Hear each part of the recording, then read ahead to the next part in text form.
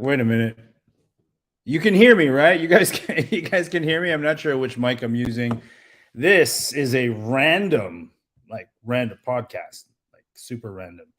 All right, looks like I'm using my built-in mic, which is fine. Anyway, this is the FMA Dumpster Fire podcast, a podcast that has no schedule and one that I do right away. So I was hanging out, drinking my coffee. Damn, I need to get a coffee. I need to get more coffee.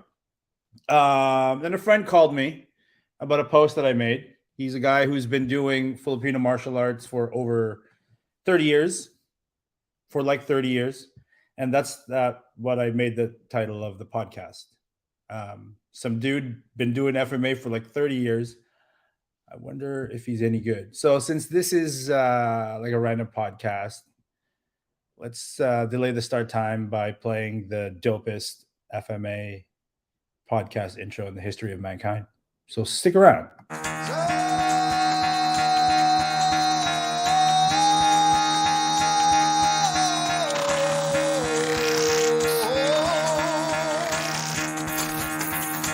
Get the fuck out of bed, bitch. Go. You're finished. No.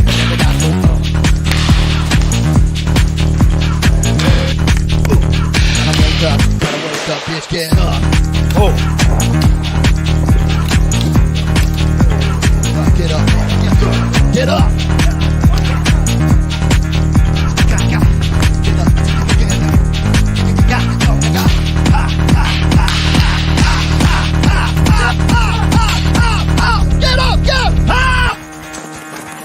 Before it launched the counterattack.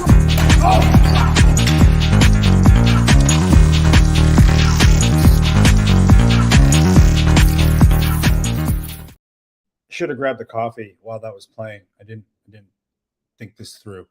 Anyway, we're gonna try to make it interesting. My guest today is Bryan Kanata. What's up?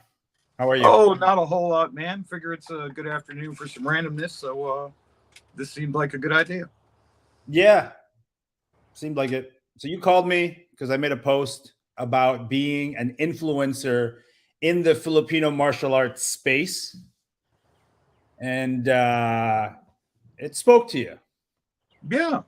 What did it say? What'd you get out of it? Well, all right, when I started, I don't really consider myself an influencer, although I'm sure I am to some small degree because I do have a lot of content out there at this point. But COVID happened. Yeah. And I started doing clips for YouTube to share information with my students. They were too long to put anywhere else, so I just started putting them on YouTube. And about that time, you were really pushing people to put out content. And I agreed with what you said, because this is the stuff that the people that come after us, 20, 30 years from now are going to be able to see. And they're going to be able to see some of these amazing people like, Belton. Look at him, in his prime, doing what he does. And, unless you're part of like a really small circle, you don't get to see, like Tatang Illustrissimo in his prime.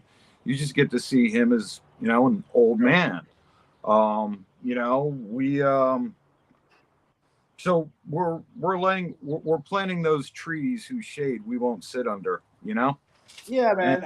I think there's a lot of hesitance from people because, man, the term influencer, social media influencer, it's freaking gross, man. It makes me like, ugh.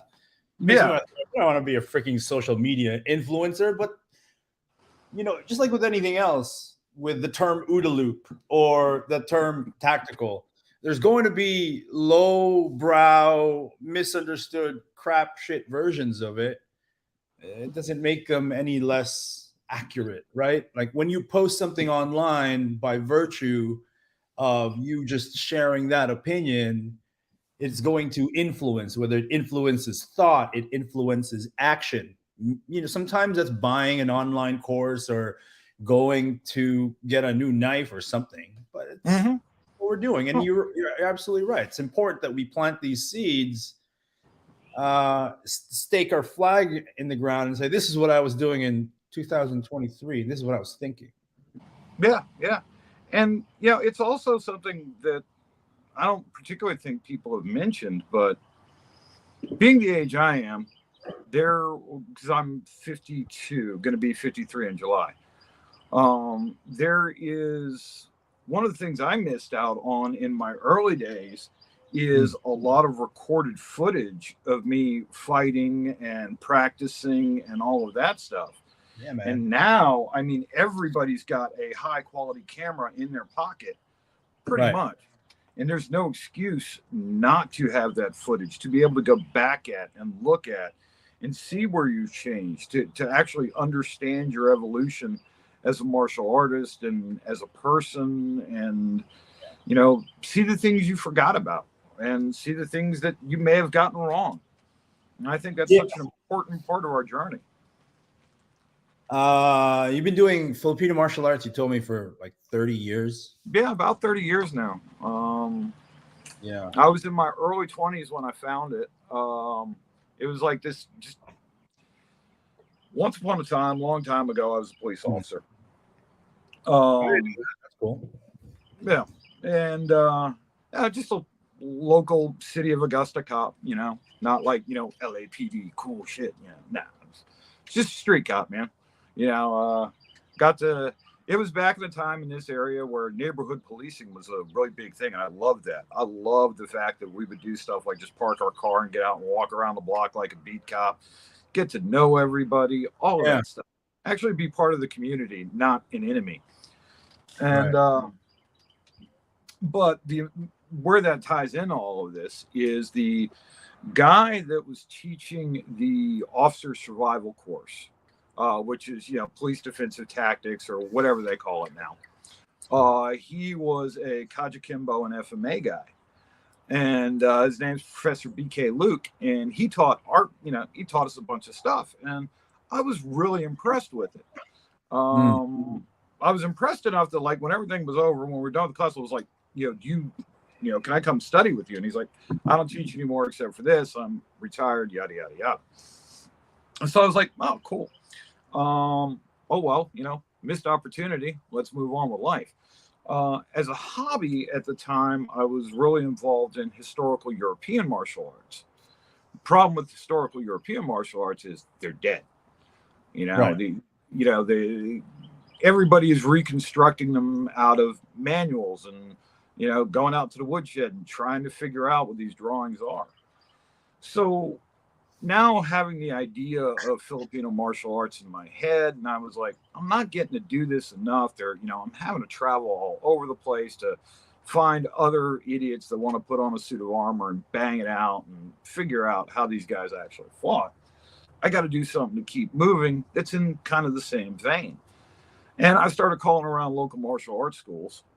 And I was like, hey, do you guys teach Filipino martial arts? And you're in Georgia, right? Did you say you're in Georgia? Yeah. I'm right on the Georgia-South Carolina border. Okay. I was calling and calling and calling. And finally I hit one school and they're like, oh, yeah, we do that. And I was like, all right, cool. I'll be there Thursday. Cool. So, yeah, I show up. And it turns out that the guys teaching FMA were longtime students of Luke. And they were carrying on his personal systems traditions through this little school. And I got involved in it, and it sparked my imagination. I love and one of the things I will put the Filipino martial arts above all other systems. Oh, shoot. What is that? Yeah. The way they unify philosophy of fighting, the way they use conceptual ideas to teach principles that you can easily apply to yourself and your opponent, as opposed to, like, say, all right, growing up, I studied just like everybody else, the local Goju-Ryu school, the local Taekwondo and Hapkido school, depending on wherever I was, because I've always done martial arts all my life. But I was like one of those little kids that was, a problem child. And Yeah. my grandparents put me in the local Chuck Norris school in Virginia Beach. Yeah, you got Dennis the Menace vibes. Yeah, total Dennis the Menace vibes. Bad family, yada yada, that whole thing. Yeah. But it started a lifelong love affair with the martial arts, and eventually, none of them were perfect, but I found the Filipino martial arts, and this was an art that was open to experimentation and interpretation, and the ability to look at the big picture, not here comes here comes a straight right punch or a cross or whatever, and you outside block, reverse punch, and then you do this move. Yeah, I was like, because even then, I knew that while this is really cool and fun, it wasn't what I wanted. Well, that's kind of an interesting way to say that where Filipino martial arts wasn't very well organized. I mean, that's kind of what you're saying, right? Or that it was more open to. But yeah, that's part of it. But like, if you really look at like all the schools, because like I've got this kind of vision as a white guy in the middle of America. What I sort You're of a white guy? I don't see color, bro. Well, 3 more freckles and I might be able to pass for a tall Pinoy. So, okay. So anyway, white guy in America. Yeah. So, and totally influenced by like the 80s martial arts craze when I was growing up, and, kung fu movies, ninja movies, you name it. So it was the right time of the world for me to develop an addiction. But where was I going? Oh, yeah. So like we have all these different flavors of Filipino martial arts. And we call them different schools. You've got Balintawak, you've got KI, you've got, PTK, you've got systems we've never heard of that have like 20 followers in some island down there in, the south of the Philippines. But it's a beautiful system.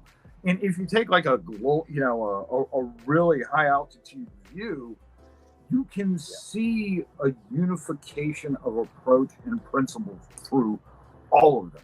And that's kind of amazing to me. And, I've said for years, some people call it fricassee. Some people call it adobo, but it's all chicken. And, I can see why I'm using the term disorganization, right? Because I'm trying to be organic, provocative.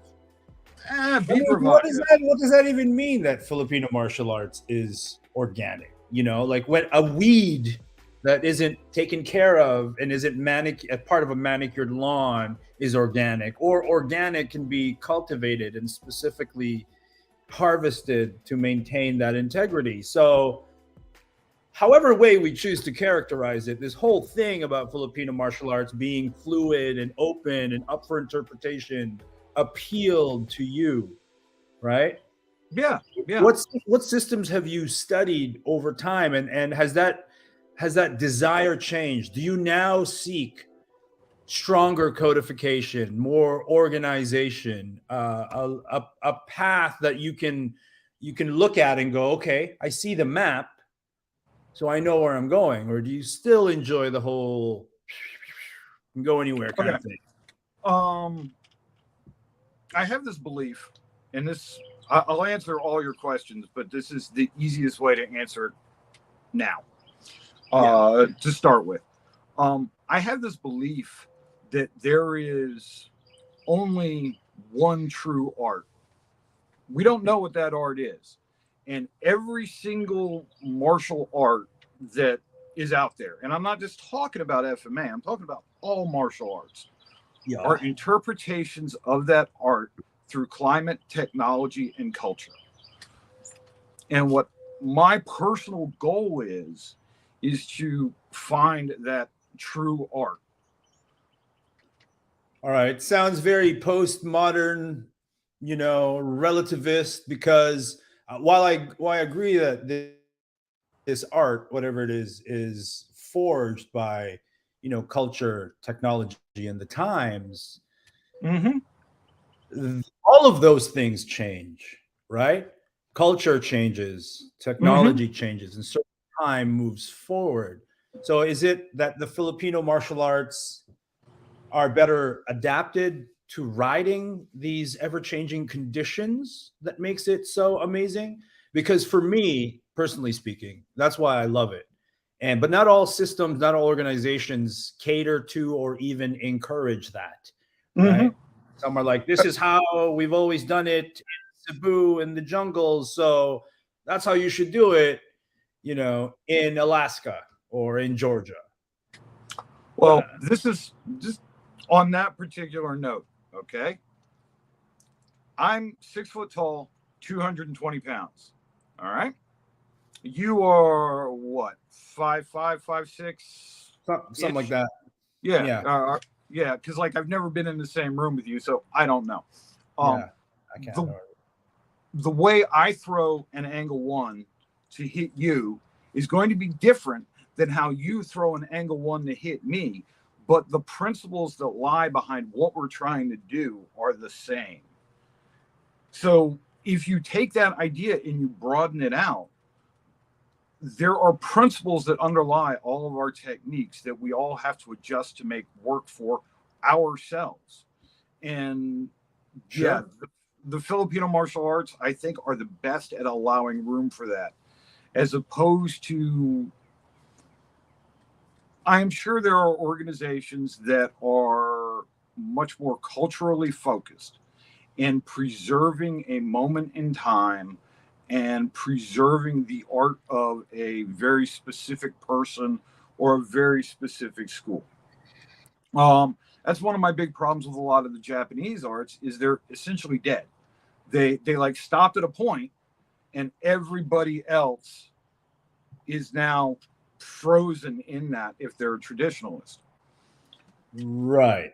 Well, Yeah. let me throw this at you because Filipino martial arts arguably isn't taught now as it was taught then. So while there is a positive side to going with the times and adapting with the times, a part of that adaptation, I feel, has degraded the quality of Filipino martial arts or Filipino martial arts fighters, if we can call them that, because as it traveled to certain geographies where culturally things shifted to necessitate an over padification of environments, right? So there's a lot of Filipino martial arts now. Sure, the principles, the concepts, the techniques are all there, but they're taught very, very differently. It's not. Well, Sometimes I here's do things that appear kind of wild and new and innovative, but it's like, no, bro, I got that from my conversation with your grandmaster. Like that's how they used to train it. They didn't mm-hmm, care. Like when you talk about that angle one being thrown differently based on your physical characteristics, it's also thrown differently based on the immediacy of the moment, right? I can mm-hmm. be throwing angle one off balance, Yes, right? So absolutely. those things used to be trained, but now because of wanting for standardization or over organization, they're like, no, angle one is from, they measure it, right? Like this is X degrees. Well, So how much of that do you think is not out of a desire for perfection of skill, but out of a desire for commercialization and monetization? well, see, I think, okay, first of all, when we hear about commercialization and monetization, I'm not uh, saying it's a bad thing. I'm not saying right. that's a bad Well, I thing. want to address that. I want to address that because, there are people who characterize those two words, monetization and commercialization, as a bad thing. I don't think they're necessarily bad. Like bare knuckle fighting is commercialized. Sure. Like you can get it on pay per view. It's certainly monetized, right? So it's something else, I think. Something else happened to FMA. Well, I also think it's the quality of the student. And that's a huge part. And I'm not putting anyone specifically down, Right. but I know for a fact within my, worldview, my experience, that there's a reason that people looked at the Dog Brothers like they were insane. And, I look at the Dog Brothers and I go, well, yeah, that's how you train FMA. That's how you make this stuff work. You have to go out there and do the work. You can't just learn drills. You can't just learn dances. You have to learn to make that stuff work and put stick or steel on the other person when they are resisting. That's why BJJ works so well, because they're fighting and training against resisting opponents. They're not doing cooperative drills and think that they're learning how to do a, let's call it combative art, as opposed to a martial dance. Which I love, by the way. I love the martial dance part of it. And there's nothing wrong with that. There's nothing wrong with that. And it's like the guys that like kendo. A lot of people give kendo people shit. A lot of people give aikido people shit. You know what? They're following their bliss, man. They're finding a physical way to express themselves, and they're finding joy in it. That's a good thing as far as I'm concerned. So here's, man,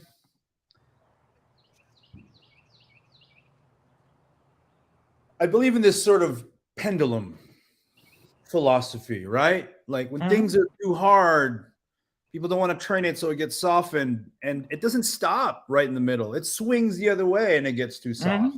And then when things get too soft, it's like, oh, what the hell are we doing here? And it gets too hard. You know what I mean? And so it's we have this magic moment where we have this balance. And this is the kind of thing that I try to seek in my own practice, is this harmonization between art, history, culture, philosophy, poetry, dance, and then, some hard shit, some pressure testing, some sparring, maybe even some competition. And when has this pendulum swings in FMA, you're too soft, oh, you're over padded, oh, that's too hard, I don't want to do it. It creates division, right? Let's see, all of Instead that stuff that Instead you're of wanting to mentioning, meet in the middle, they stick to where they are and they try to defend that fort. Certain Dog Brothers will be like, oh, you guys suck, you guys don't do shit. And the other ones were like, well, you guys aren't technical enough. here's how I think about that. It's altogether the answer. It's altogether the answer. It's one of the reasons I stopped, like, coming up, with all the guys I did. We didn't use padding. We just used rattan sticks and fencing helmets. Broken my hands plenty of times. Broken other people's hands plenty of times. Eventually we started wearing gloves. Eventually we found better things than aluminum knives to train with, so that we could train longer and have better longevity. Yeah. But now, and in my journey as a teacher, I kind of brought that with me to my students. And what I found was that a lot of those students weren't willing to take that step because they had that fear of being truly hit, as opposed to when you give them a padded stick.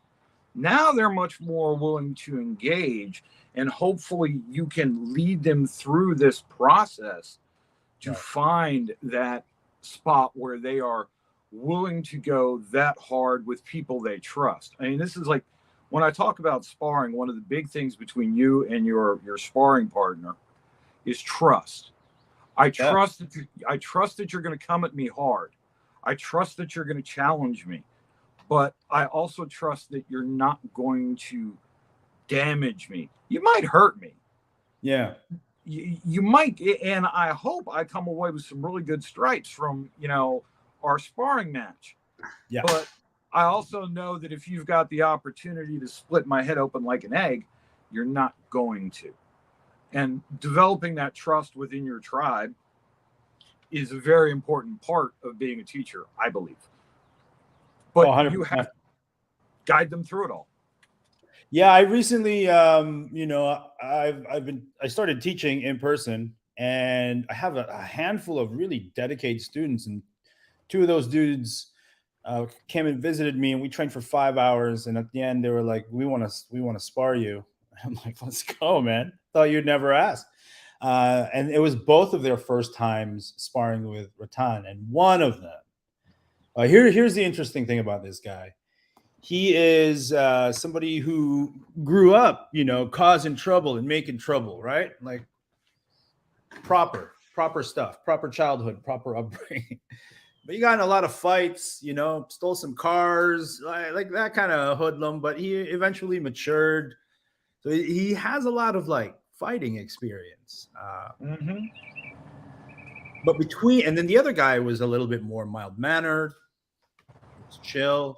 He's got a PhD in some technical field. And it was interesting for me because I sparred them both within a minute of each other. The PhD guy, the mild-mannered guy, swung with all his might, and he was right into it, executing things that I had taught him. The other guy, the guy who had been in all these fights, I couldn't get him to swing. I could not get him to swing hard. And so that was something that I was thinking about. And what I concluded was there are certain kinds of people who have these experiences where they lose control. And that's worked for them. It's Mm-hmm. worked for them in these kinds of engagements where you kind of let instinct take over, some of your training take over, you go hard. These are the guys who say, "Oh, I see red." Some guys actually do see red. Most people who say that, "I see red," are kind of bullshitting. Some people are actually like that. And so he's not acclimated to this balance of violence, aggression, and then grace and control. And so because we're in this training environment, he defaults to safety. And so Mm-hmm. I would fake an angle one, pull it back, and hope that he would hit me. This dude would not. He pulled everything. So that's what do you make of that? I think it boils down to something really simple.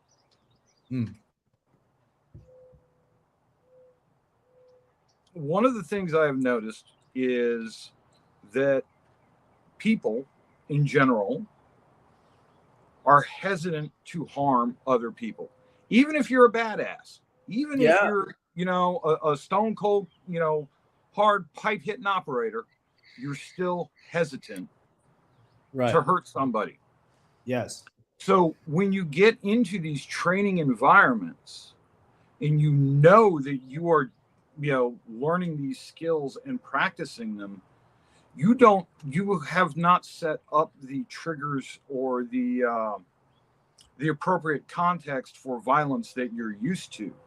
Right. So you're defaulting to not hurting the other person. And one of the things that changes that over time is training them to understand that you're not going to injure me, and allow them the freedom to hit you without there being the consequence of pain, or the consequence of injury. Explain. That's why we use padded sticks. That's why we use light rattan sticks. That's why we're not out here fighting with Kamagong. You can hit me. Yeah, it's going to hurt. Worst that's going to happen is maybe I get a hand broken, or, look, I'm wearing big gloves. My fingers are protected. Get that into their head so that they get out of, you need to almost shift it to like a football mentality going on in their brain where we're being aggressive. We're trying to take out the other guy.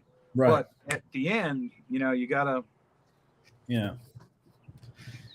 And then there's this whole other side where it is just a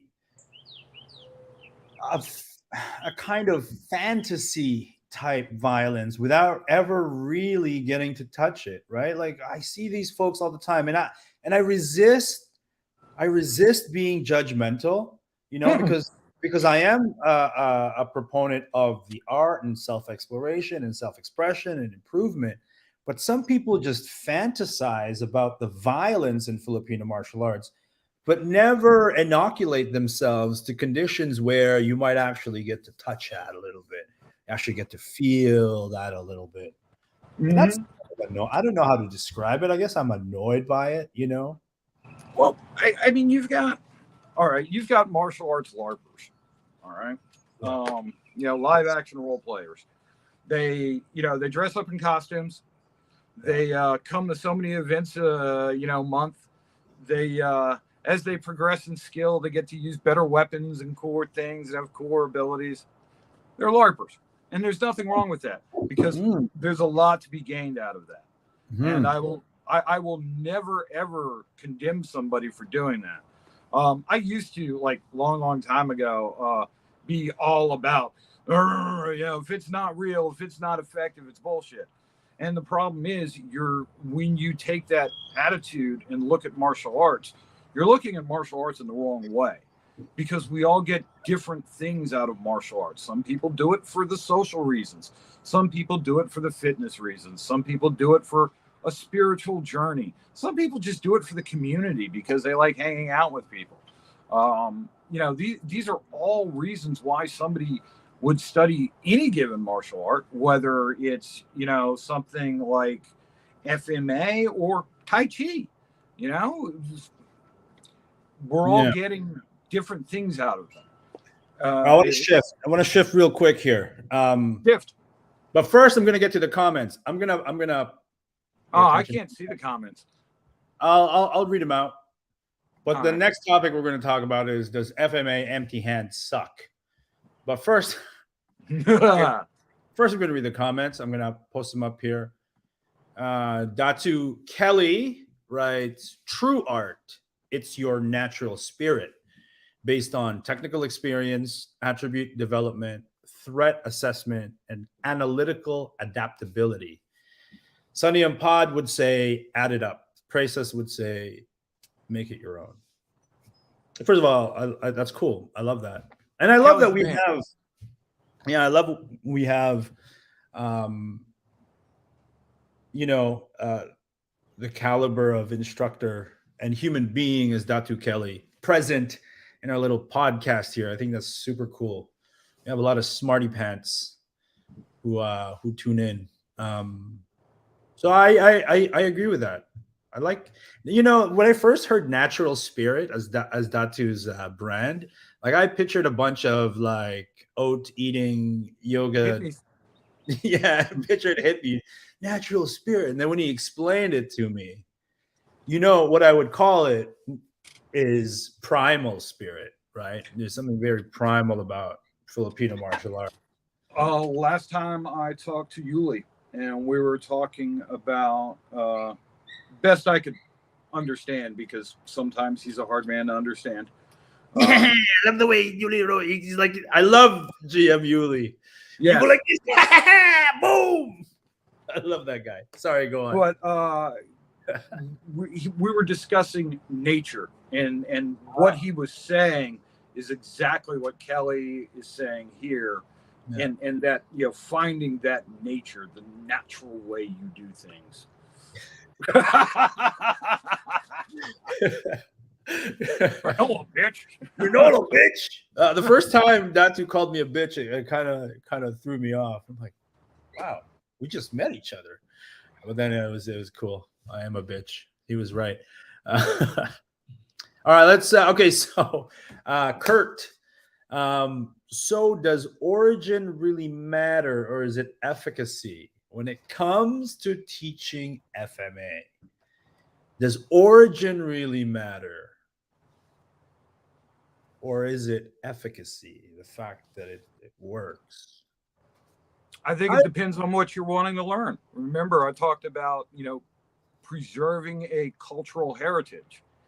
If that is your goal, if your goal is preserving cultural heritage, cultural art, then origin is very, very important, and so is lineage, because that's a direct tie to this culture and art.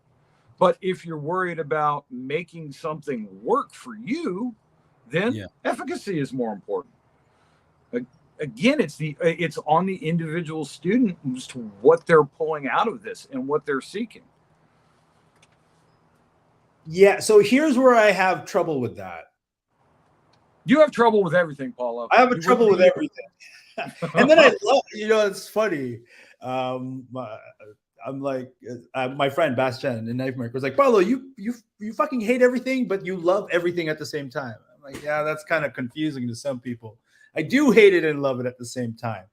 But my problem with the idea of preserving the cultural core, the heritage of Filipino martial arts is that I believe by its very nature, it is meant to adapt. And so, how do we preserve something that is ever changing? Right. And in the so, exact same, Paulo, I'm going to answer that for you. go for it. In the exact same way that you will take a frame from a film and preserve that frame is art in and of itself. It is the exact same thing. You have a larger overarching film, and then you have a moment in time in that film that you love and becomes that thing you want to preserve. Well, here's what I think that thing actually is. Let's go back to FMA, right? When people want to preserve, history, art, lineage, culture, not all, but for the most part, they want to preserve someone's memory. Tatang Illustrissimo, right? Down the road, Gran Tuhon Leo Gahe, Remy Presas, right? But all of these guys, if you listen to what they say, they propose it, and some outright say it. Pikiti Tertia is the art of the living past in modern times. Remy Presas, make it your own. The fact that everyone who learned under Tatang Illustrissimo noted that he never did the same thing twice. So if we examine the very nature of Filipino martial arts, it's meant to adapt. It's meant to evolve. It's meant to be absorbed and transformed by the individual. So when it comes to preserving that, I think for me, I preserve that in spirit based on what I do. But it seems that's not good enough, But is it good enough for you? Oh, I for sure. And that's my point. Yeah, I'm sure you've seen, well, I don't know how much you pay attention to what I babble, but I always say, you can't hide behind your master's sword. You can't. Yeah. It doesn't matter if, you studied with, GM Bobby for 40 years and, you've, gone through his whole art. If you can't, when somebody is definitely trying to, split your head open, if you can't hit them, then none of that matters. Yeah. So you're sort of preserving an individual's memory more than you are preserving the legacy of what they actually wanted to leave behind. In other words, the photo of a man is not the man. The map is not the movie is territory. not the movie. So Yeah. anyway, thanks to Kurt for that. Yeah, there we go. Sean Buena, 45 degrees, always. He's right. That's what an angle one is. Okay, Clive, love from England, guys. Thank you for the inspiration. Follow your bliss and do no harm. Until. I liked it. All right, Coach Danny Terrell. Teaching the art as an art versus a method of fighting, the practitioners become more involved with perfecting technique versus what works best in the moment. So that's interesting, right? Because Coach Danny Terrell is part of Pikiti Tertia International. Now, what I value about Pikiti Tertia International is the organization and the preservation of Pikiti Tertia. And it's often misunderstood as, the academic branch of Pikiti Tertia. So I'm curious how Coach Danny, who does, CSW and Wing Chun and Muay Thai, kickboxing, all of those things, how does he amalgamate the two? It's like a devoutly Christian physicist. It seems contradictory. Anyway, that's interesting. And Brian Rodriguez says, "Damn, Brian is everywhere." Yeah, you're on a tour. You're on a social. You're an influencer, bro. I'm Instagram herpes. I love it. Empty hand combatives can also be helpful. Okay. Okay. All right. There we go. Your comments are up. Joan Rob, refreshing to see you both and love what I'm hearing. Okay. Does empty hand in FMA suck? And if so, why does it suck? No, FMA empty hand doesn't suck. You suck. I do suck. So do I. But realistically, yeah, the principles that we teach in FMA in general, for the most part, are basic boxing skills. All right. Now, not trained like boxing, though. And I would argue the methodology of boxing is more important than the specific things taught in boxing, because there's like 5 things. And in FMA, there's like 1 billion things, and they don't employ the boxing methodology. So I do think FMA empty hand suck. And I'll be the first to admit, my FMA empty hand sucks. I got a pretty good cross. My jab's okay. But FMA didn't necessarily teach me that. Well, honestly, let's look at it. I suppose what we could really say is that certain FMA schools put more focus on empty hand and have developed it more so. There's a reason why FMA is primarily a weapons-based art, and that's because empty hands is like the last place you want to be. You're defending your tribe, your family, your home. You don't want to be running out there going, let's do a Philly shell while somebody's running at me with, So that makes sense as to why the empty hands are secondary.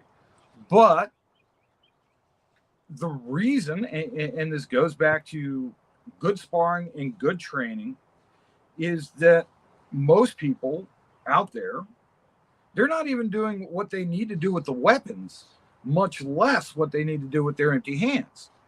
You're drilling and you're playing patty cake, or you're standing there doing hubba and thinking you're doing something. Yeah. I think you touched on something there, right? So it's twofold. One, you mentioned it's a kind of a deprioritization, which I would agree with if FMA wasn't meant to evolve with the times, but it is. And so it should be prioritized. I'm saying should be, even though I don't prioritize empty hand myself. So I'm being completely hypocritical because I want to do the cool knife shit all the time. But just by 2 points, does FMA empty hands suck? One is it's this deprioritization. You get good at what you train, and and by the way, I want to challenge you to say, when you say that some FMA systems or organizations train empty hands more than weapons, like I don't know of one. No. I'm not saying they train it more. I'm just saying that they train it more than others. Okay, fine. That's fair. But again, going back to how it's trained, it's not conducive to long-term skill development with retention. And I'll tell you another contributing factor to that. This whole idea of transferability of skills has become so bastardized that when people train knife or stick, they think they are training empty hands. No, they're not. And they're absolutely not. What is universal in fighting is line, distance, timing. That's universal. How you get from point A to point B is going to be dependent on what you're using in your hand. Is it a knife? Is it a sword? Is it a stick? Is it your fist? And then and that's just standing up. That's not even looking at, kicking and grappling, which is like, a totally different thing all in and of itself, but still a very important part of an overall understanding of human combat. I'll say this, okay? I think it's okay that FMA empty hands suck. I think okay, and here's why I say that. Okay, first of all, I'm sorry to everyone that I've insulted. I know this doesn't apply to everybody. I'm trying to be a little bit provocative, not for the sake of insulting or offending anybody, but so we can have a cool conversation about it, right? Yeah, don't worry, we're not talking about you. It's the other guy. The other guy is totally not you who's offended right now when I say FMA empty hand sucks. It's the other people, not you. Not your system. But I think it's totally okay. I think there is a tendency for Filipino martial artists. And again, also, let me add a caveat here. This goes for many martial arts systems where it tries to be too much. It tries to be everything. Like if I say to a Filipino martial artist, well, you guys have shitty kicking techniques. And they'll be like, what are you talking about? We have this kicking. I'm like, yeah, okay, cool.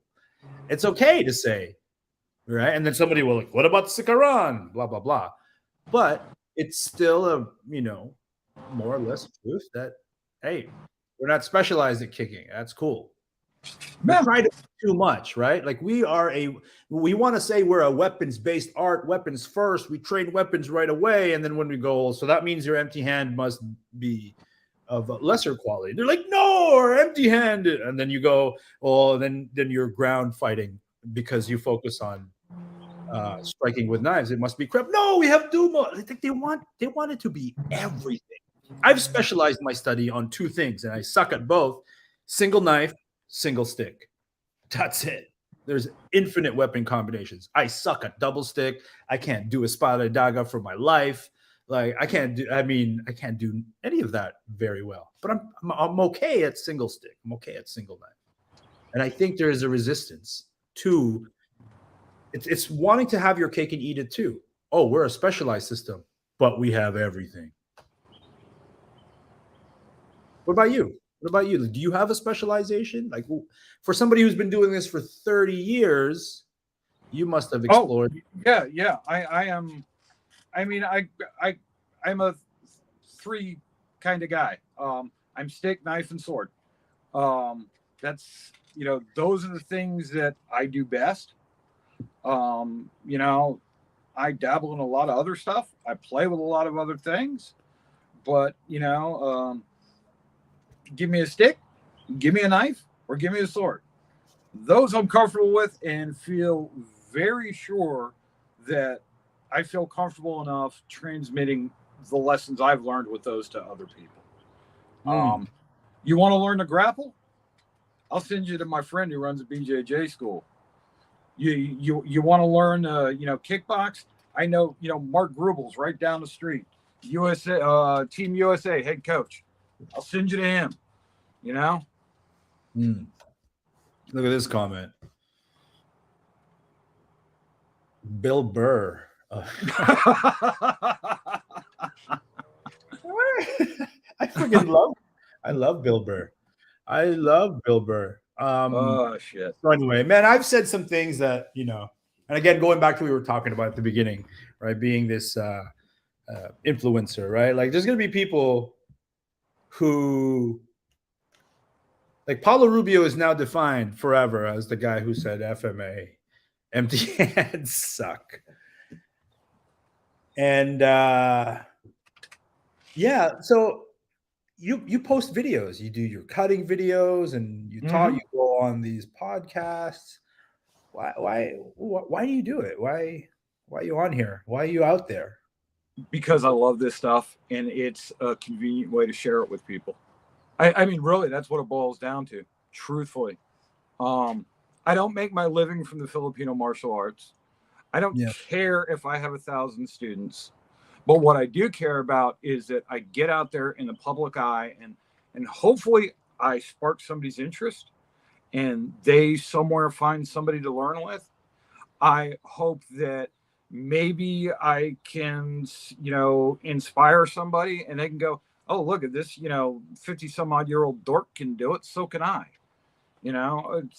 That's what it's all about to me. This is exactly what I've been waiting for. This is exactly, I don't mean to sound like Cat Williams, but this is exactly what I've been waiting for.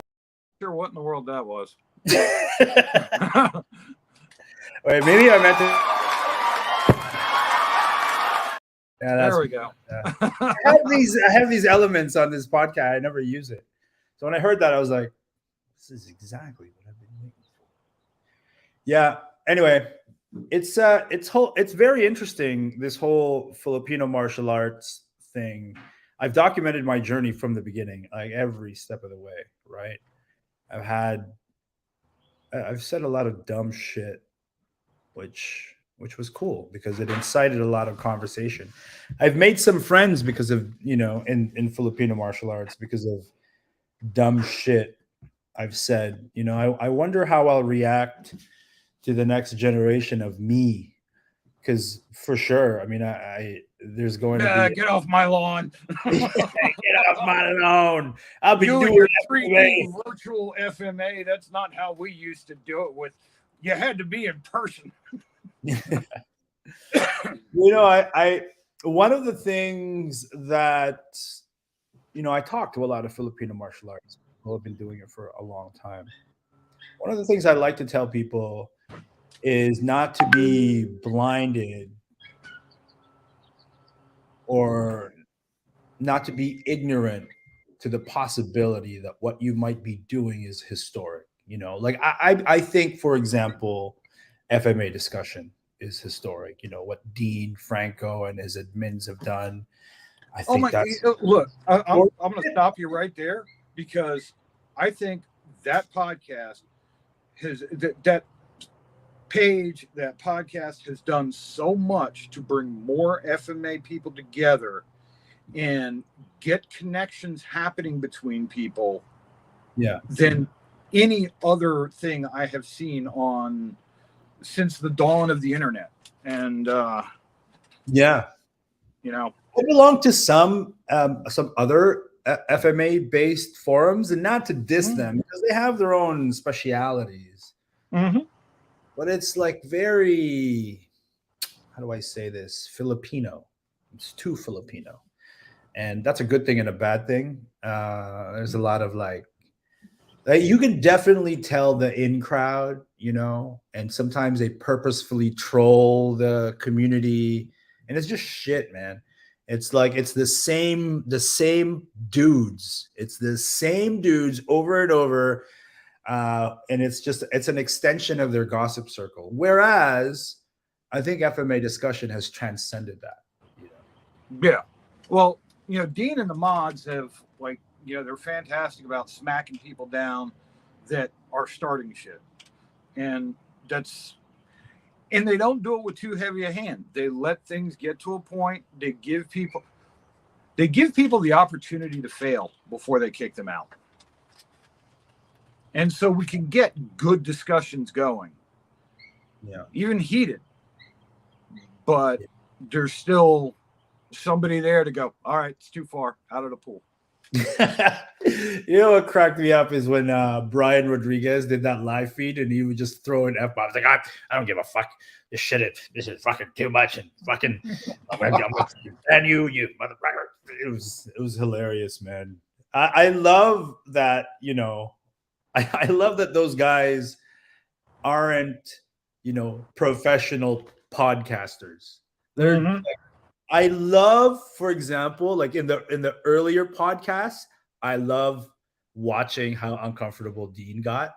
Like whenever the topic was, and now he's kind of blossomed a little bit. I like the rough edges of Bryan Rodriguez. Like I love. It's very authentic.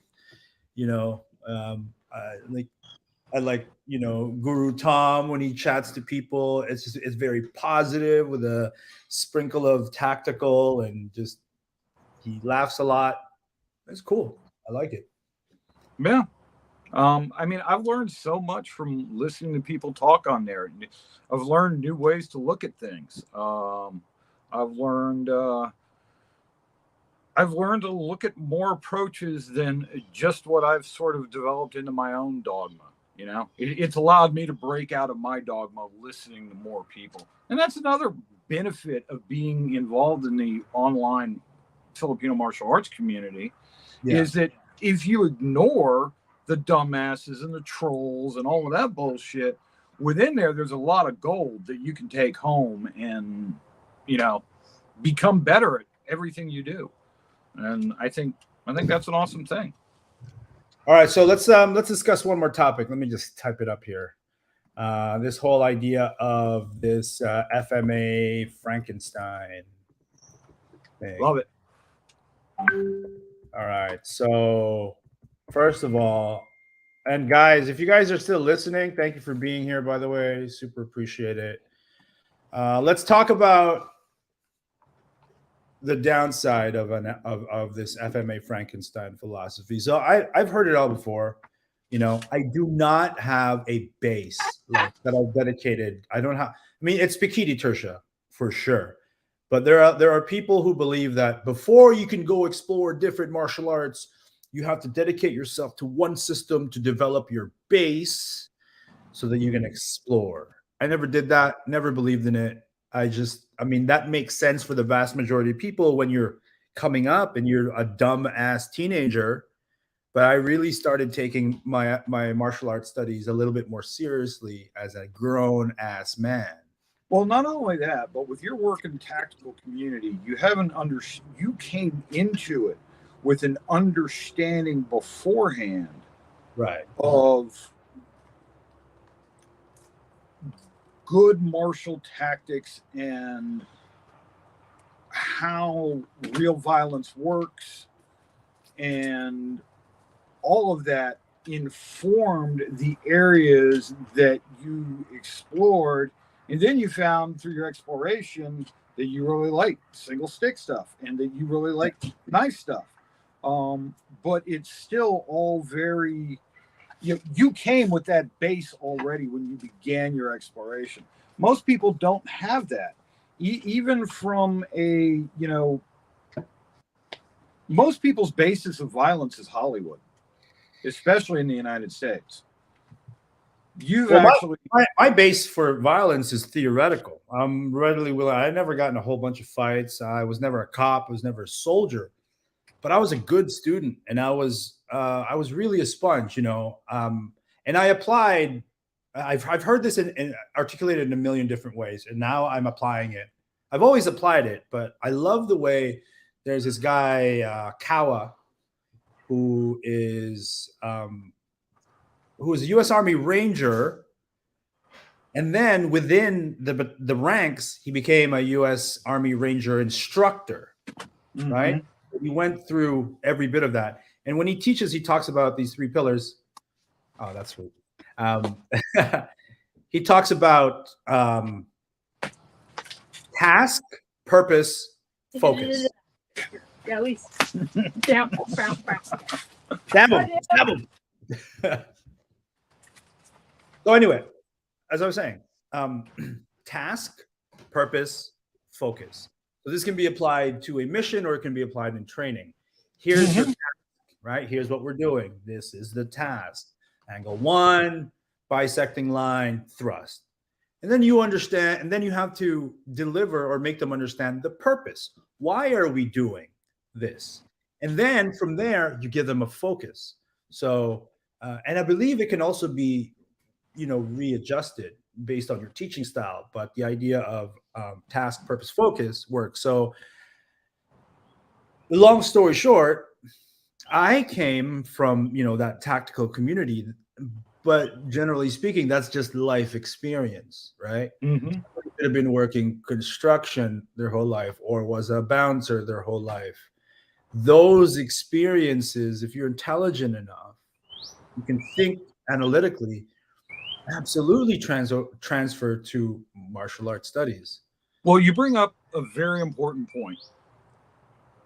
The majority of students and I feel pretty comfortable saying this, the majority of students want to be spoon-fed. They want, give me this answer and this will work, and I'm going to mimic your movements, and now I can do this. Yeah. That is a huge missing piece of the puzzle. And that's why I say you have to do the work. I mean, honestly, if you are willing to do the work, and I go inside deflection, outside deflection, roof block, low outside, low outside left, whatever you want to call it, whatever your system is, I give you those. And I say, all right, this is how you hit somebody hard from angle 1. This is how you hit somebody hard from angle 2. This is how you do it from 3, from 4. Here's how you thrust. Overhand, underhand, and palm down, palm up. You teach somebody that 20 minutes, and then they go take that and they do the work. They go make that work. They spend a year doing nothing but using that to, using it within sparring, within controlled sparring, within, whatever, and then exploring the lines that opens them up to, and thinking about everything from like, okay, I make this block. This is great. Where can I strike from? Where am I open from? It's a simple exercise, but doing that will take you through 2/3 of the majority of schools' curriculums. Yeah. Yes, agreed. So good. We have some agreement in the commentary. So I want to talk about specifics a little bit, right? Because now that I've started regularly scheduled, I've never taken regularly scheduled classes. Now I'm teaching them. So this is a whole trying to figure it out thing for me. But because I understand the task by way of my exposure to all these amazing instructors and systems, and I understand the purpose of those tasks, I can delegate a focus to those tasks. So I might do something where, I teach somebody the Sabayan drill, and then we integrate it into Sombrada. And then we find transition points that allow us to communicate between these two drills to the point where, okay, maybe we can add Hubad Lubad. One of the things that I personally love to do, right? You did Khaleesi Illustrissimo, right? No. Oh, okay. All right. I'm gonna go out on record here. I'm gonna say something that'll ruffle some feathers. I love Tatang Illustrissimo. I think the way he moved was poetry and perfection. His understanding of rhythm, distance, line, all of that, chef's kiss. But You're not a fan of KI. What I see so many people doing today under the banner of KI is not what I saw Tatang Illustrissimo doing. Yeah. Except for GM Yuli Rome. And like, I really hesitate to say that, like, I train with Yuli, because no, I don't. What happens is we have video calls and we talk, and next thing you know, we're standing there and he's like, oh, go grab your stick. Let me, so it's, and, whatever they're getting from it is cool. I'm not saying that what they're doing is wrong.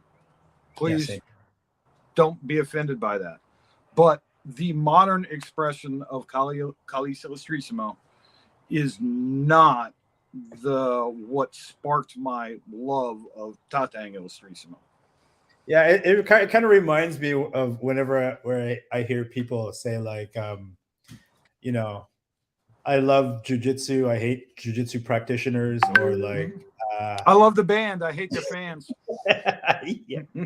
yeah, something along those lines. Well, I totally get that philosophy. But what I was going to ask is, like, by the way, I agree with you. No offense to anybody. Do what you love what you do. And I totally respect them, because what they're doing is very, very cool, wonderful, beautiful stuff.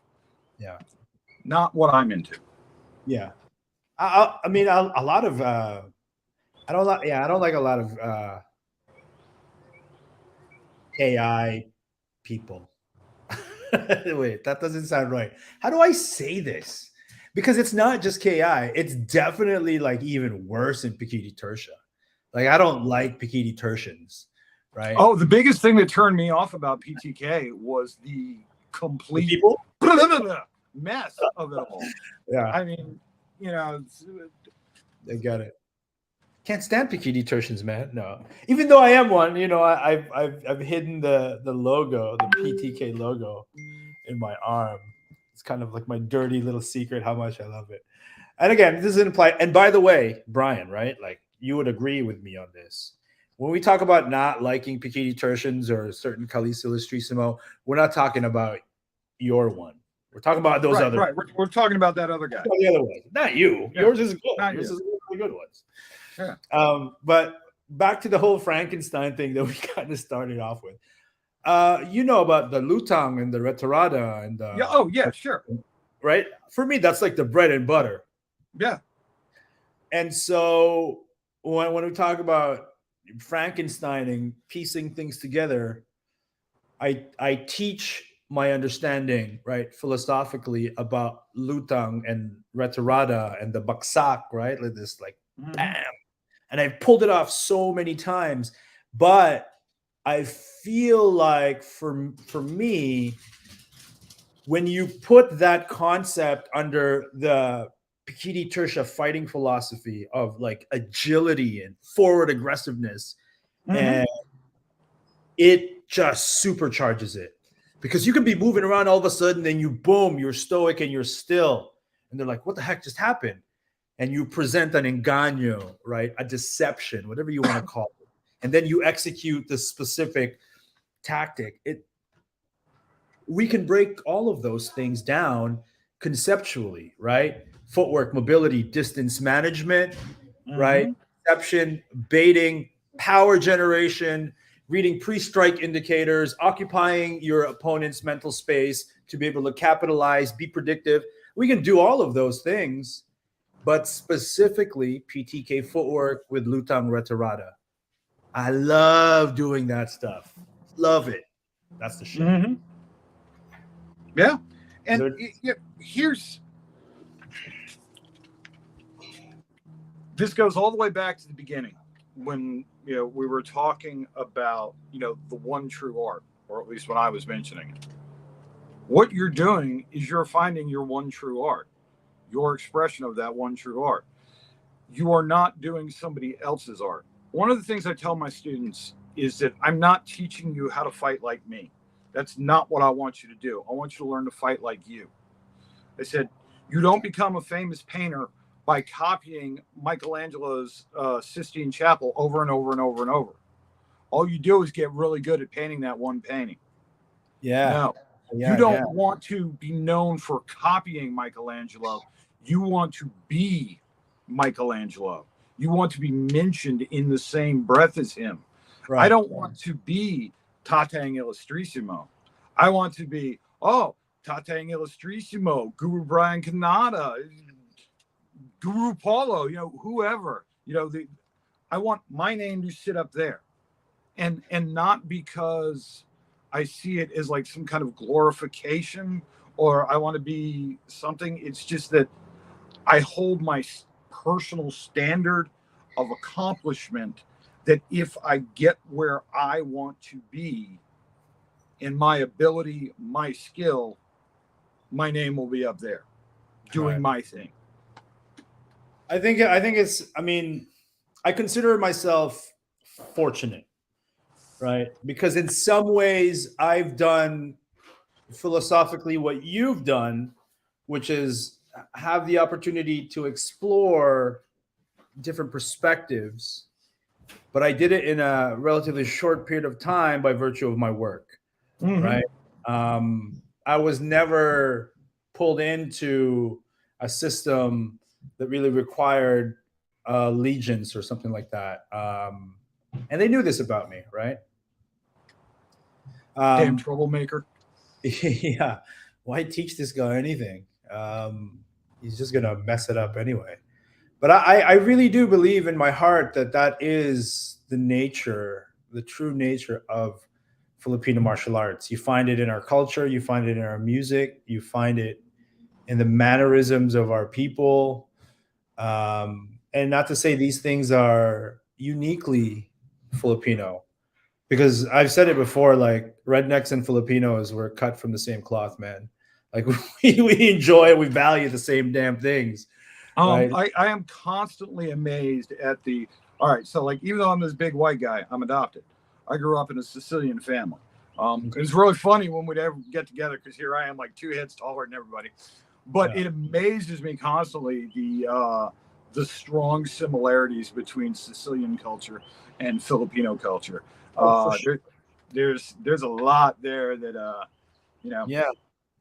Um, Stubbornness, a little bit of arrogance, food, this ability to just speak frankly and openly. And sometimes when I hear Italians talk, it's like, holy crap, are you guys okay? You guys in a fight? They're like, no. No, you should have heard my family when we gather for big, what holiday meals, Christmas, Easter, Thanksgiving, the whole thing. If you were an outsider, you'd think these people are about to, draw knives and cut each other right there. And no, 5 minutes later, they'd be like, go get the cards. Let's play some cards. Is, the coffee ready? It's just see, something about Filipino culture that I'd like to, share with you. Not that you don't already know, but to some people, right? Let me characterize it in this way. When you are a part of a tight-knit Filipino family,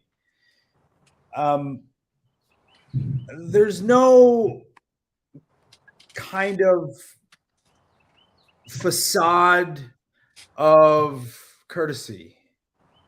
It's just your family. You put your feet up on the couch. You don't have to clean up the house when certain family members come over. But when different Filipino families meet, it is an expression of etiquette and politeness, right? Just you don't go upstairs, you don't open the fridge. Right. And you know what? It's exactly the same way with Sicilians. It is exactly the same way. Right. But if you're part of the family, and the family doesn't necessarily just mean blood, but the moment you walk through the door, it's like, there's some leftovers in the fridge. Heat them up if you want it. But if you are from another family and you come over, everything in the house is perfect. You are served with the highest level of hospitality.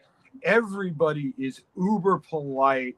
The patriarchs and matriarchs of the family are shown the utmost deference and respect. Sure. And then when they're gone, no. Right. And so this manifests in Filipino martial arts cultures, right? And I think this is at the root of some misunderstanding, because maybe you feel like you're a part of that family's inner circle, but you're actually a guest. And so you should be talking a specific way and exercising a particular kind of courtesy. And so you have, when two different Filipino martial arts systems gather, you have this misunderstanding. And so from one group, one might observe somebody from another group and be like, that's disrespectful. I can't believe he's acting that way. Whereas that person might actually be like, I'm with family, I can be myself. And I think that's to a large degree why I can be a bit of this like seen as a divisive force. Because like I wrote in the comment today, like I wrote something about, KI douchebags and Pikini Tertian nut lickers, where I'm like, maybe I've gotten too comfortable. Maybe that's my fault. But I do feel like I want to embody this one family ideology, which could be a fault, right? Maybe I'm not accepted where I feel like I might be. That could be the case. While we're meandering down on this road, much of what you're doing is actually very mythic mythic in a Joseph Campbell hero's journey kind of way. I don't know who Joseph Campbell is. He's an anthropologist. Okay. Cool. Yeah, he wrote a lot about the myth cycles of humanity. So Okay. if I told you a story of a young samurai in Japan in the feudal period of Japan, and he spent his life wandering around Japan, meeting all these great masters and training from them and developing his ability to be the best swordsman on earth, you'd eat that shit up. Yeah. I'd eat that shit up. Everybody would eat that shit up because we put it in a context. But guys like you, guys like me, guys that are, for lack of a better word, mavericks within, not specifically affiliated or bound to any specific school, that's what we're doing. We are going from master to master. We're taking pieces of everybody that we meet and learn from and making ourselves the best we can be. And we're sharing it. We're trying to be influencers. So there you go. So vicariously, people can live through us. And again, that's the cringing influencer, because I do love sharing this stuff, and I quite enjoy what I do. It literally is my passion. I mean, all right, personal story. Just had to put my dog down Monday. Yeah. Yeah, we're FMA whores. Okay, I get it. True. I'm comfortable with it, as long as I get me paid. too. Hey, all the spade. I lost my dog at 10 years Monday. Had to put him down. He was, if you followed me for any time, you've seen him, and he's always wandering around in the back of my videos and stuff. He looks Filipino, by the way. He's Australian. Yeah. But so I was an emotional wreck. I've got a bunch of other stuff going on. So what did I do to center myself? Grabbed my gear. I went out in the backyard and I trained. It's always there for me. It's always been there and will always be there for me, and helps me find that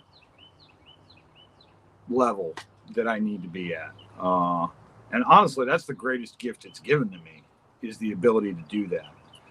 And I just love it, man. I love it. I love the idiosyncrasies of, the 1,000 different weapons that are really just overgrown machetes, and, You're gonna get people mad. I love hearing arguments about, well, what's the best sort of rattan, all of this stuff. It's everything about it. It's such a huge part of my life. And Agree, man. I mean, and I do stuff like currently, currently I'm training Balint a lot. One of the reasons I'm training it is because it's so different than how I approach FMA, because it's so very linear, and I'm more of a circular kind of guy. Yeah.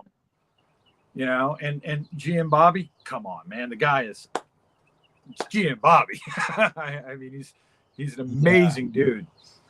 I think he's very special. Yeah, he is, and just and in Charlotte, 2.5 hours away from me. Duh. Yeah. FMA is healing, man, and even if healing by way of just occupying or clearing your mind, I've found these days that, because I've documented my journey, and I've done Carenza throughout it. Mm-hmm. Oh, I love Carenza.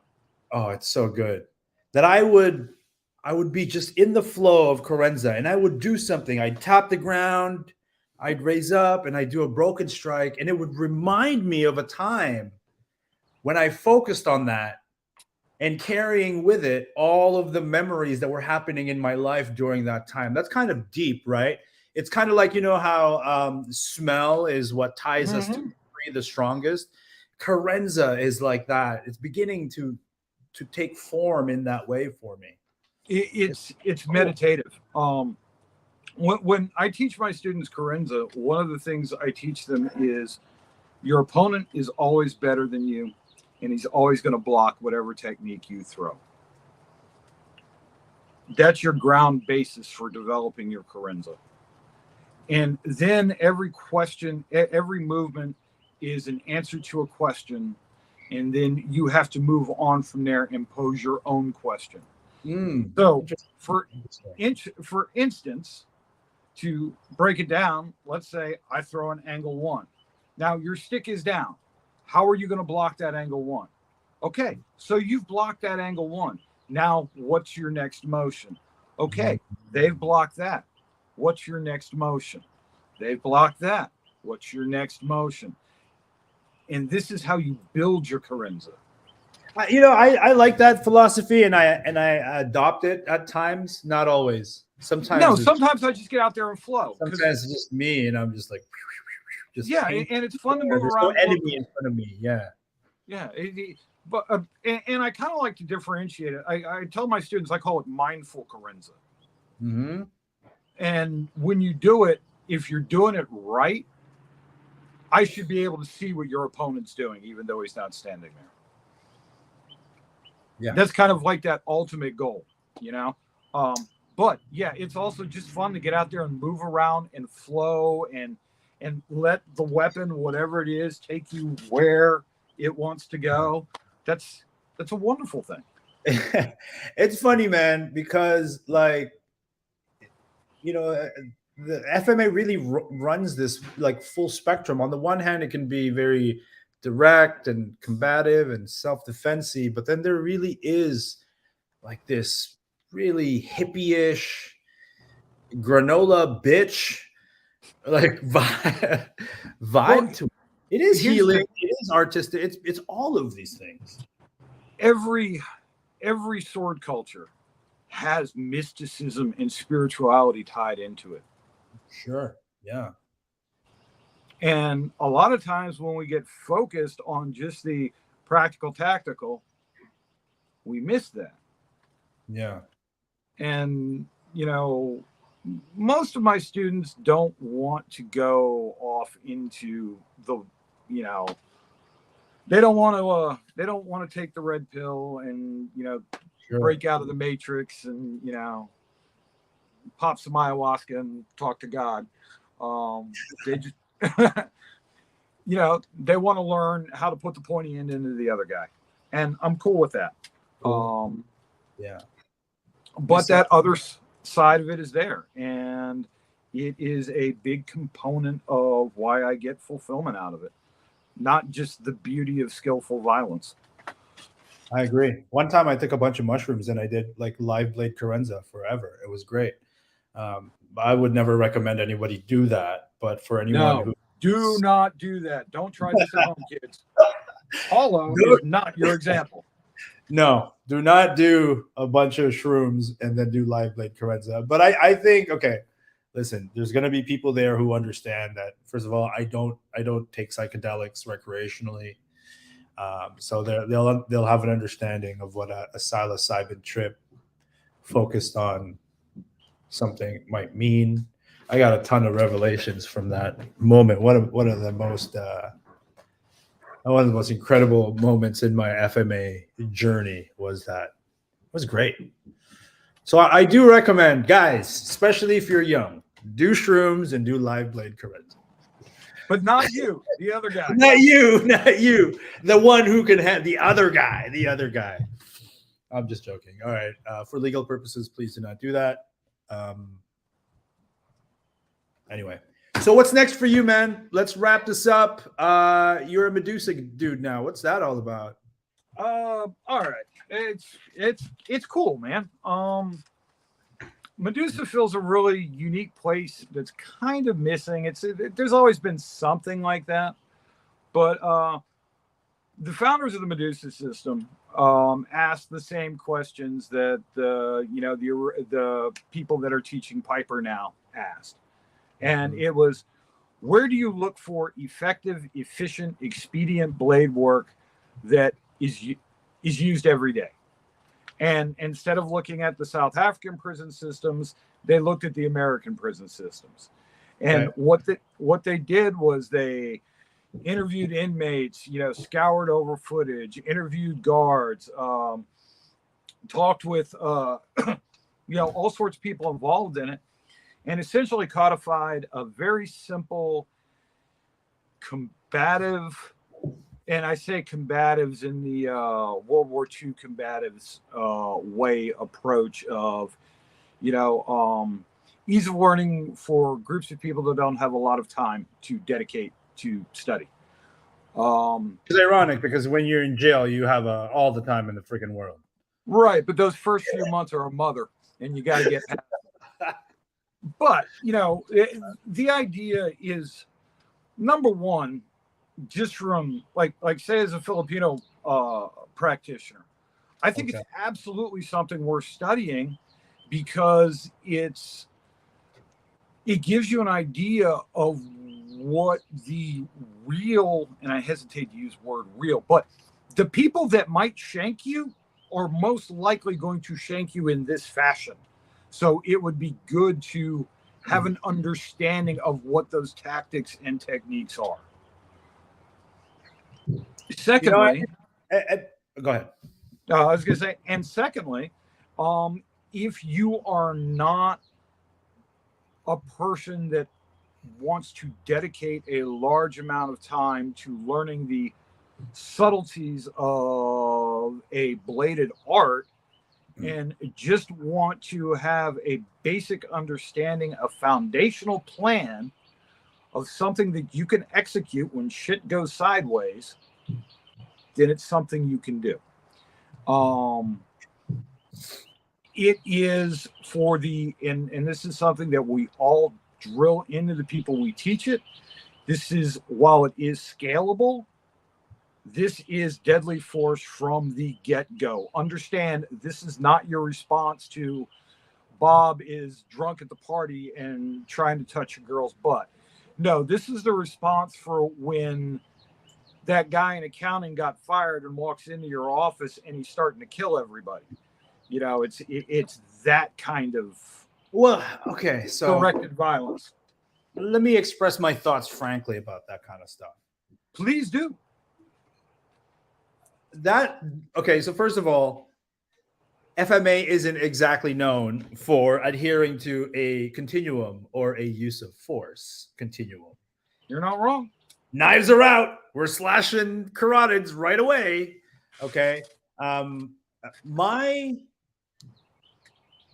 fundamental and subclavian blue worm. Blue worm. That was step one of the continuum. Yeah, because I was going to do other stuff. I stopped at blue worm, Your Honor, because I have control. When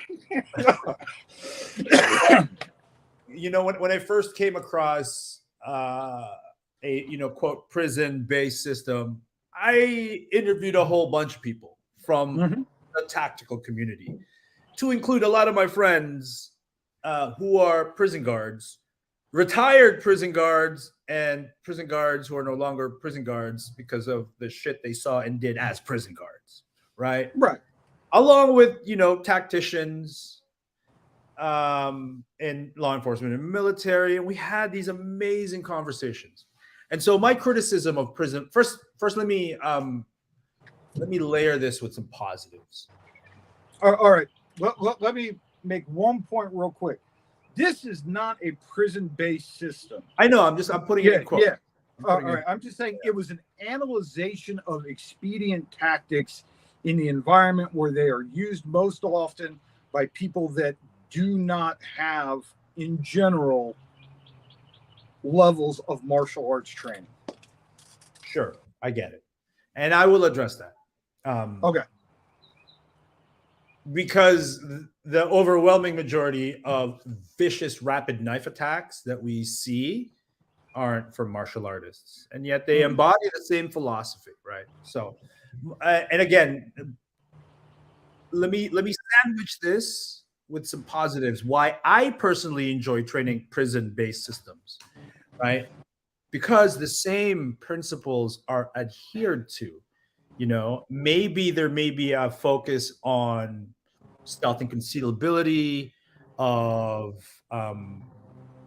simple rapid striking, right? All these things. Distraction, engaño, whatever you want to call it. Sure, exactly, right? So engaño or deception within a prison environment typically means that it isn't entirely technique based. It's understanding when certain doors are open, when people are in different situations, time of day, which guards are there, how is this clock going to play out in a way that is reliable, right? Lunch is at 12, and we get an hour outside. And so you formulate your tactics based on this clockwork. And my first criticism is that clockwork doesn't exist outside of the prison system. Second criticism is that a lot of these tactics are formulated based on this specific layout and nature of the actual prison. And as part of these conversations, I came to learn that the prison population matters, right? Aryans will do things a little bit differently. The Latinos, then the Sicilians, right? Yeah. So there isn't a prison tactic. There are principles that are present everywhere. So that's my criticism. My reason for taking it is because it's part of the fabric of bladed arts and bladed studies. I have to know what they're teaching. I got to know. Right. As a matter of self-improvement, artistic self-expression, yes, wonderful stuff. Like, I was a critic of the Piper system, but I'm like, holy crap, their footwork is damn good, right? It's really good, actually. Well, I've studied with Lloyd a bit, and one of the things I really enjoyed that I took away from Piper, and I need to get back to working with him, is the whole concept of using your opponent as another balance point in your movement. And when you think about that, and like in relationship to a lot of the things we do in BJJ, when we're moving and how we're essentially using our opponent as a point of balance while we are shifting our weight, it's good sound tactics. Yeah, it's Aikido, right? It's wrestling. So this is what I mean. These things are foundational analyticism. What I think, quote, prison-based systems do incredibly well. Number one, and again, I'll just say it, is marketing. But marketing is messaging. It's being clear in communicating your objectives and what you have to offer to an audience who wants to hear it. So they're very, very good. So I love it. I love it all. But one of the things that I would say to folks, and this is a broad generalization, and I'm not talking about your prison system, I'm talking about the other prison system, is that in reverse grip, these rapid strikes, right? I've tried doing that on organic mediums, on bone, meat wrapped in. Hey, bro, it's not that easy, and it can get really dangerous for you, right? One of the things that... And transitioning from angles to angles while the organic medium is moving, Yeah. Be careful. It's difficult. It's one of the things that I found interesting that like sparked my interest when I first got involved with the Medusa crew is it's not this flicking, we're not doing that. Yeah. We in short, and I'm not giving away anything because it's all available. Medusa is based around 3 principles: shock, latch, and strike. All right. So you're shocking. You are going for a target that is going to cause a reaction. Eyes, throat, groin, ankle, stuff like that. That's what your shock is. Latching, you're getting a hold of your opponent in some form of clinch, arm tie, whatever. Then however you have the knife in your hand or whatever it is, it could be a cell phone, it could be, a screwdriver, it could be your empty hand. Yeah. Then you hit with it. You don't try really cool, we're not out here doing, we're gonna post foot this out of the way. We're gonna, eye jab and then down here. None of that stuff. It's shock, get the distraction, get the space to get onto them so they can't get away, tie up their weapon, and then put it in them until they stop. Yeah, no, that sounds awesome, man. But again, like there is a benefit to navigating those limbs, and maybe Paulo Suit is the best answer. Maybe sure, right? And that's, I agree. And this is not, we are not saying that Medusa is the end all be all.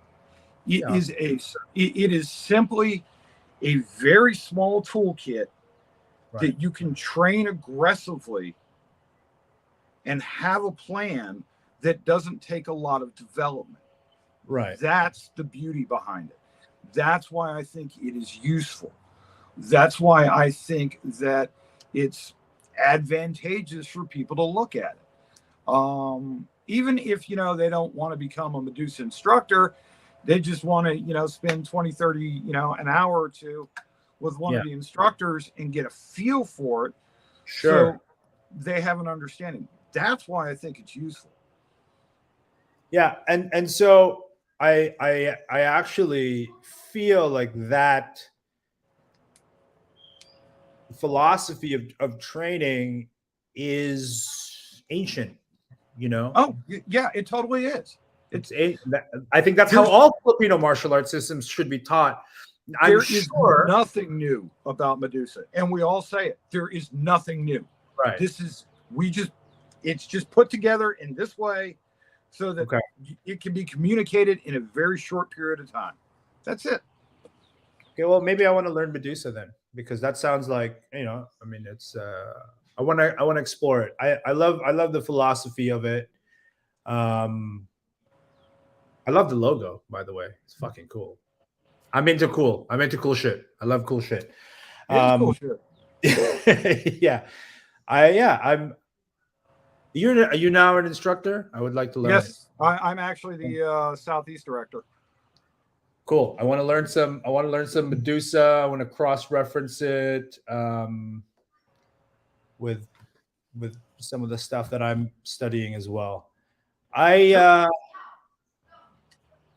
Is it what's its relationship to Filipino martial arts, if any?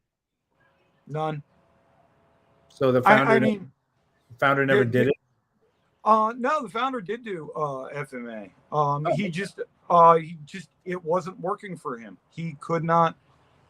That's kind of what led him to this. Is he was like, okay, it's beautiful, it's fun, but it's not what I want or what I need. Yeah, no, I get that. And I feel like again, there's always some FMA shortfall that these systems try to address. And it's typically by way of a reductionist philosophy. I don't want to do all that other stuff. Here's the stuff that I need. And this is what I'm going to do. And this is what I'm going to focus on. Which again, that's fine. Yeah, that is actually how everybody should be training Filipino martial arts. Now, what I want to question though is that because it's a system, when there is going to be a self-defeating arc, because it should be learned quickly, but then you can train it for years. See, this is my personal opinion, and I've talked to the founders about this a lot. I don't like calling it a system, because to me, it's not a system. It's a tactical framework. Okay. But it's a system because it's named and it's got a founder and it's got teachings. So it is a system. I get it. Like Pikiti Tertia is based on a tactical framework. All Filipino martial art and every martial art should be based on a tactical framework. But do you get what I'm saying? Yeah, Like yeah. it's all that. It's all that. But what I love about when these systems spring up and evolve and develop is what I'm actually observing and talking with these founders is that there is a level up and we all converge to the point of, well, we learned what we needed to learn, right? It's a reprioritization of what's important right off the gate. It's a hypodermic needle of the good shit, which is amazing. But as it evolves and as people continue to want to train it, there is going to be, I predict, maybe I could be wrong, an exploration in sophistication. There has to be, man. Oh, sure. I think so. That is inevitable, but one of the things that we actually address that within the instructors is we kind of don't want that to happen beyond the individual basis. What we want Medusa to be is a core and a building block, and you take it away and you take these ideas and you make them your own. You figure out what works best for you. That's why we do, we say things like shock, latch, and, strike. It's not that this is a specific movement, because we all know that if we're going to try to create a specific thing happening in the chaos of a fight, we're putting ourselves behind the 8 ball. So the way we teach it is very open-ended, and we will give the student options of things they can do, and let's find what works best for you. Let's put on the gear. I'm going to come at you hard. I'm going to be attacking you. I want you to hit me in one of these strike zones, and right. We try to make it. I have so many questions, man, because if the core philosophy is it's shock, latch, and what's the third one? Strike or stab, depending on who you ask. I personally prefer strike because it's more open-ended as to what you're doing, and it doesn't necessarily have to be, putting steel in somebody. But shock is the precursor to the other two. You must shock. Right. So your shock could be you're being attacked, and you do something as simple as like an elbow shield and then an eye spear. Or it doesn't even necessarily have to be something as kung fu is an eye spear. It could simply be like a yoke in the hand of the throat, or smash your palm into their face. Yeah, something to get a visceral reaction to take control of the pace of the fight. Yeah, no, I again, like that sounds pretty universal.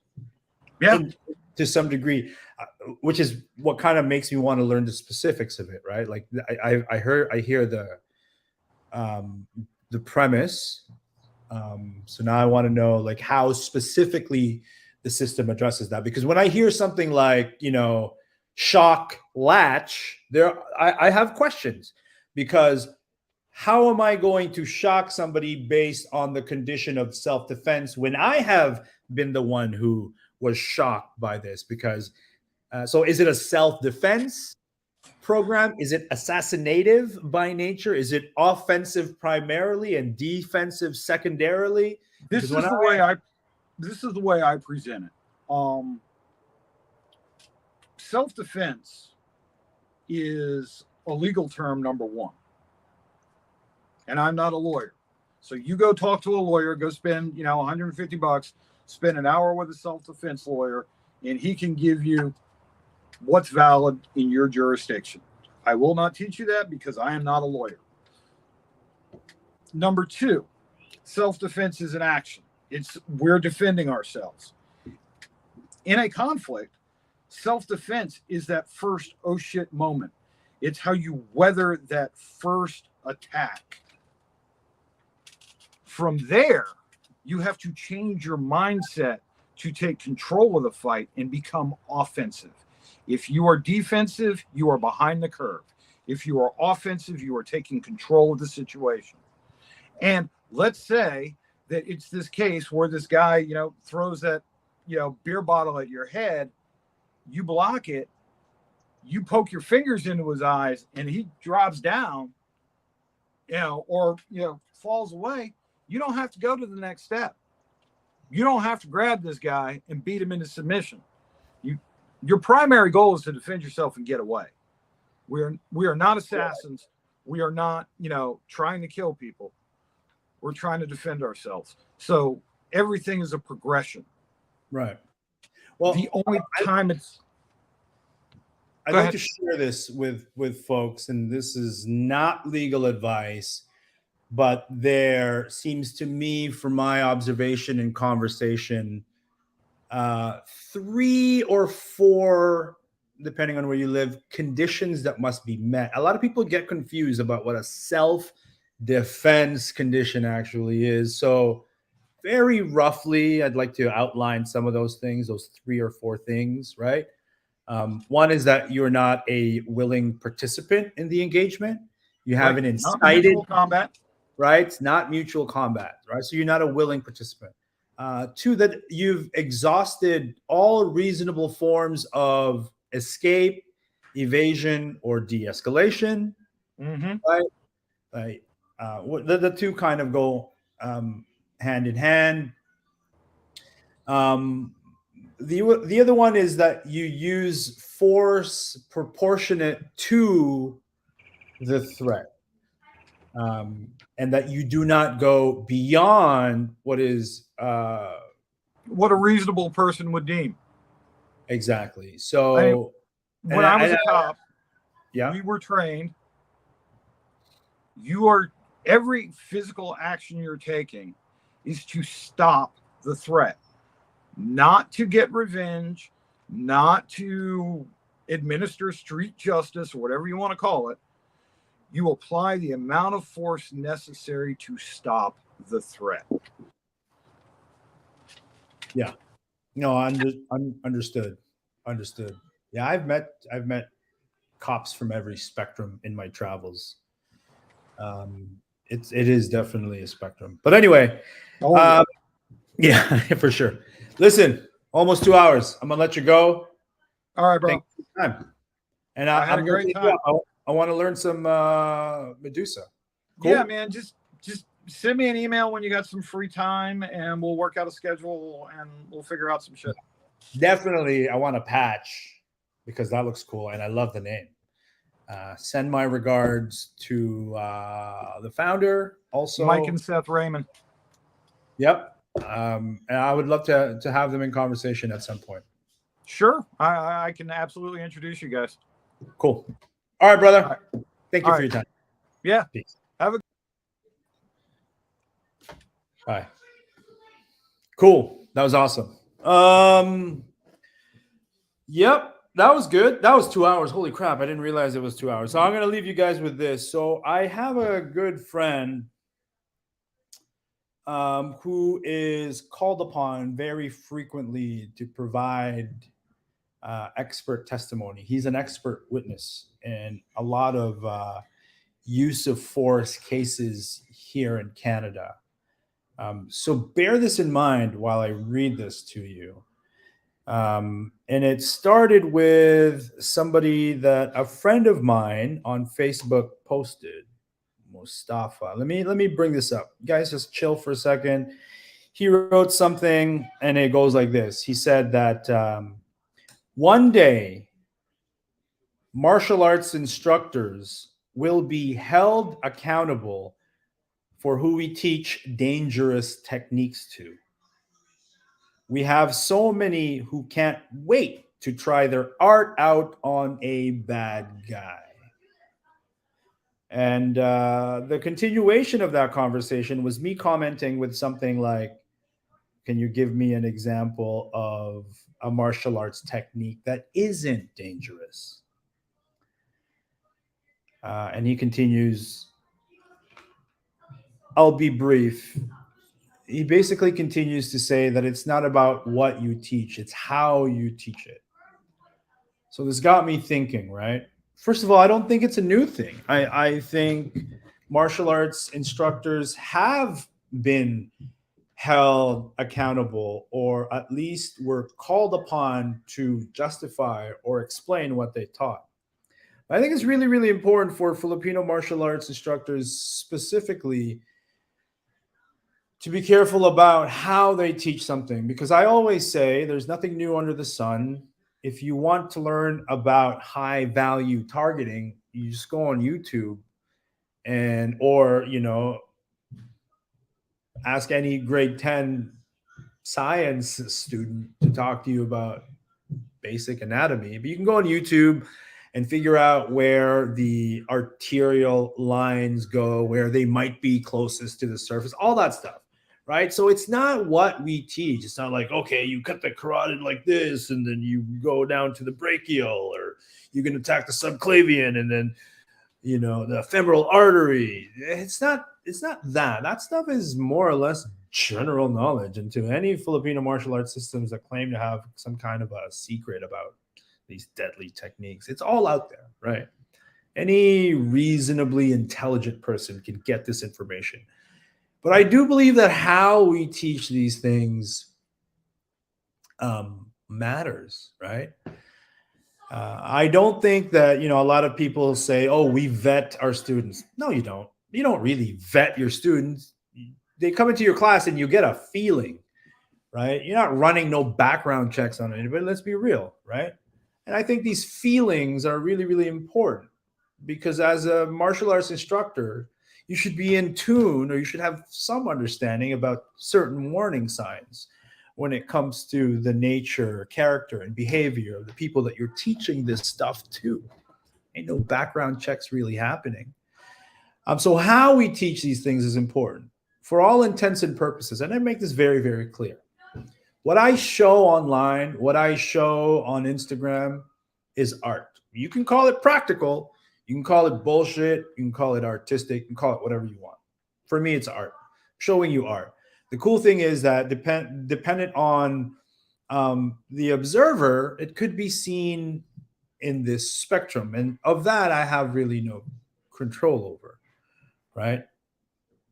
And so I asked this friend of mine who's an expert witness.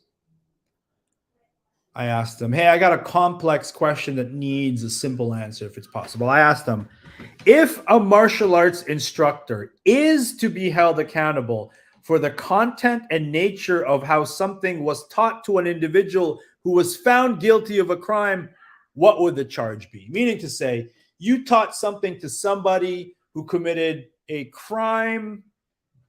What could you be charged with as that person's instructor or friend who taught him something? What would the charge be? And at least as it relates to Canadian law, and again, this is by no means legal advice, and I'm not saying this guy is right, but I'm going to read you what he wrote me. So again, the question is, if a martial arts instructor is to be held accountable for the content and nature of how something was taught to an individual who was found guilty of a crime, what would the charge be? And he writes, it would be through civil litigation, and it would be relating to failing to meet a duty of care and vicarious liability.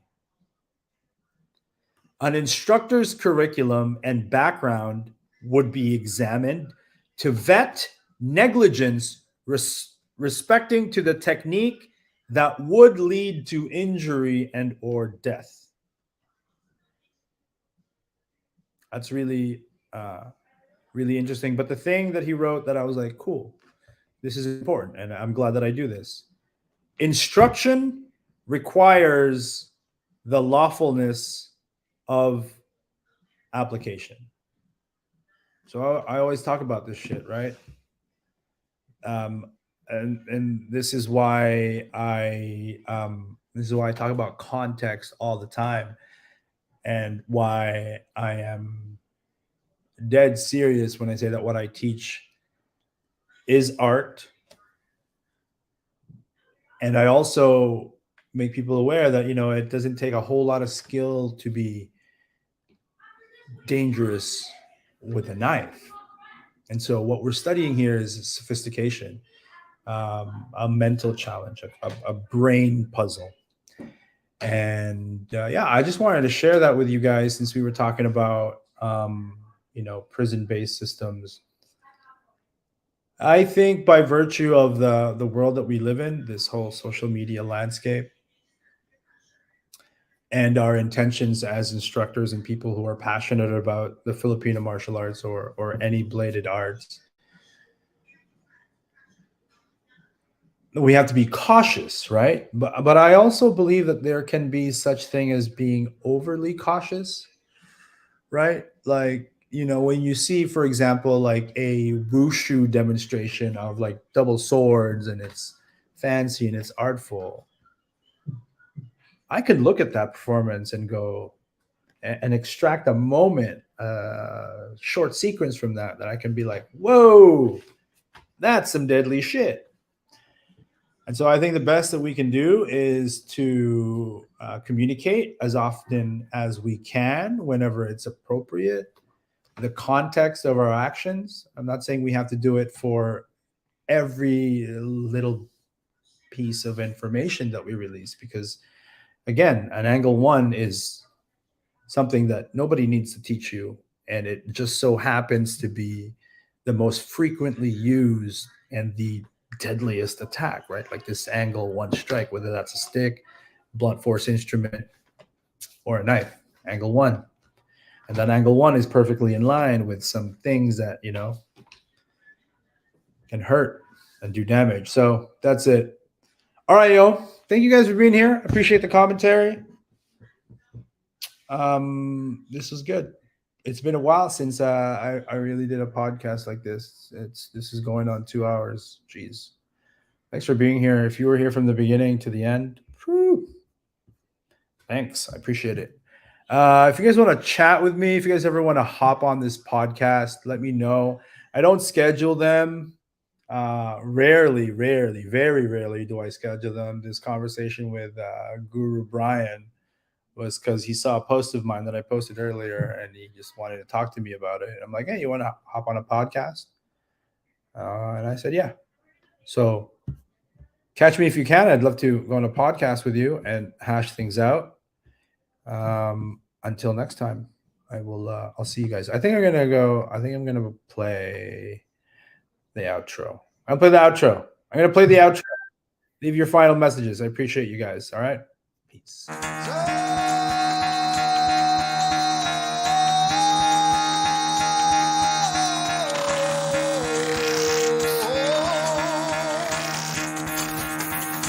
Get the fuck out of bed, bitch. Go. You're finished. No. Get up. Never got no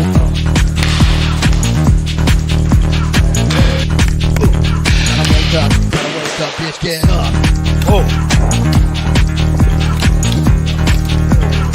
Get up. Get up.